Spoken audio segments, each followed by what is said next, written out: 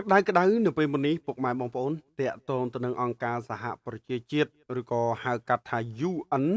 បានទាមទារឲ្យរដ្ឋាភិបាលនៃប្រទេសថៃផ្ដល់ការបកស្រាយលម្អិតជាបន្ទាន់ជុំវិញបញ្ហាអំពើជួញដូរមនុស្សពាក់ព័ន្ធទៅនឹងឧក្រិដ្ឋកម្មឆបោកអនឡាញជាដើម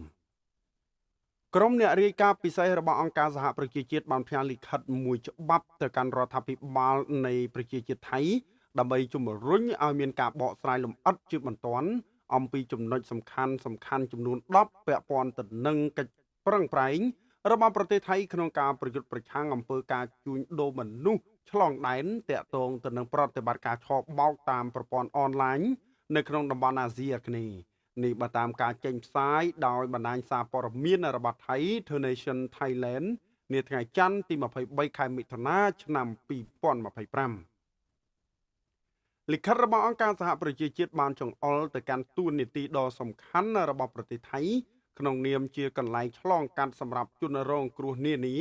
ដែលត្រូវនាំយកទៅកាន់មជ្ឈមណ្ឌលឆបោកអនឡាញនៅឯតាមប្រទេសជិតខាងជាពិសេសនៅតំបន់ព្រំដែនជាមួយនឹងរដ្ឋ Garen នៃប្រទេស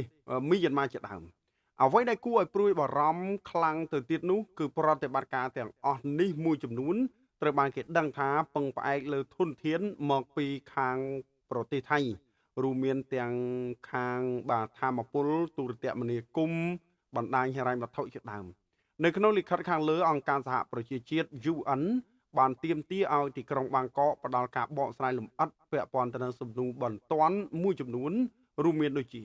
គោលជំហររបស់រដ្ឋាភិបាលជំវិញការចោទប្រកាន់ផ្សេងៗអំពីបញ្ហាការជួញដូរមនុស្សនិងឧក្រិដ្ឋកម្មឆបោកអនឡាញចំណាត់ការទ្វេភាគីពហុភាគីបញ្ហាប្រឈមក្នុងការកំណត់អត្តសញ្ញាណជនរងគ្រោះគោលការណ៍មិនដាក់ទោសទណ្ឌជនរងគ្រោះការផ្ដល់ការគ្រប់គ្រង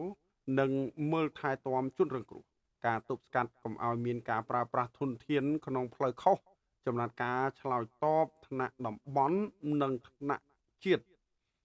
និងការការពារសាធារណជនកុំឲ្យคล้ายទៅជាជនរងគ្រោះជាដើមគូបញ្ជាក់ជូនផងដែរថាក្រុមអ្នករាយការណ៍ពិសេស UN បានសង្កត់ធ្ងន់ពីកាតព្វកិច្ចរបស់ថៃនៅក្រោមច្បាប់សិទ្ធិមនុស្សអង្គការអន្តរជាតិជាពិសេសបានឲ្យយោងទៅតាមពុកម៉ែបងប្អូនគឺតាក់ទងទៅនឹងច្បាប់សកលតែម្ដងហើយបានទទូចឲ្យប្រទេសថៃប្រកាន់ខ្ជាប់ខ្ជួននៅកាតព្វកិច្ចទាំងអស់នេះចឹងពុកម៉ែបងប្អូនណាថៃមានអីដោះស្រាយជាមួយអង្គការសហប្រជាជាតិឥឡូវនេះគេចេញមកហើយទាមទារឲ្យប្រទេសថៃត្រូវតែធ្វើការបកស្រាយជាបន្ទាន់និងឆ្លើយសំណួរចំនួន10ដែលអង្គការសហប្រជាជាតិយកមកសួរចំទៅកាន់ប្រទេសថៃថាជាកន្លែងជួញដូរមនុស្សនិងការជួញដូរតាមប្រព័ន្ធអនឡាញជាដើមតាក់ទងទៅនឹងព័ត៌មានក៏មានតែប៉ុណ្្នឹងដែរជាចុងក្រោយសូមជម្រាបលា